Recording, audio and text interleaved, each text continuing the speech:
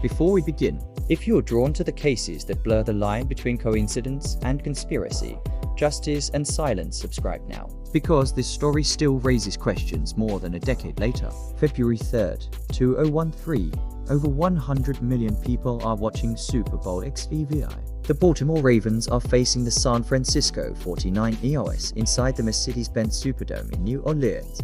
The lights are bright, the world is watching, and then, darkness. Half the stadium suddenly loses power. The game stops. Broadcasters scramble. Players stand frozen on the field. For 34 minutes, confusion fills the arena. Officials later blame an electrical relay issue. An accident, a technical failure. But what most viewers didn't know that night is that outside the stadium, another tragedy had already unfolded. Earlier that same day, just hours before kickoff, a 22-year-old man named Kevin McGill was shot and killed in New Orleans. Police would later connect his death to a violent confrontation involving former NFL player Ray Lewis's brother, Keon Latimer.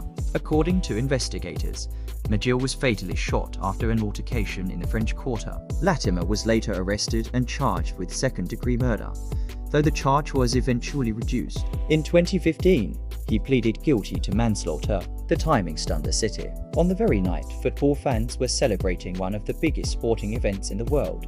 A homicide tied to the family of one of the game's most high-profile players was unfolding quietly in the background. And when the Superdome lights failed during the third quarter with the Ravens leading, speculation exploded. Was it just coincidence? A city already known for corruption scandals and power grid issues suddenly had two dramatic events colliding within hours. To be clear, investigators concluded the blackout was caused by a power system malfunction. There has never been evidence linking the outage to the homicide, but true crime thrives in the shadows between facts and timing. Because while America debated momentum shifts and halftime performances, a family in New Orleans was planning a funeral, and the brother of one of the NFL's most famous linebackers was facing prison. The game eventually resumed. The Ravens won. History moved on, yet the phrase Blackout Bowl became part of Super Bowl lore, while the homicide connected to that same night faded from national headlines. So here's the question that still lingers.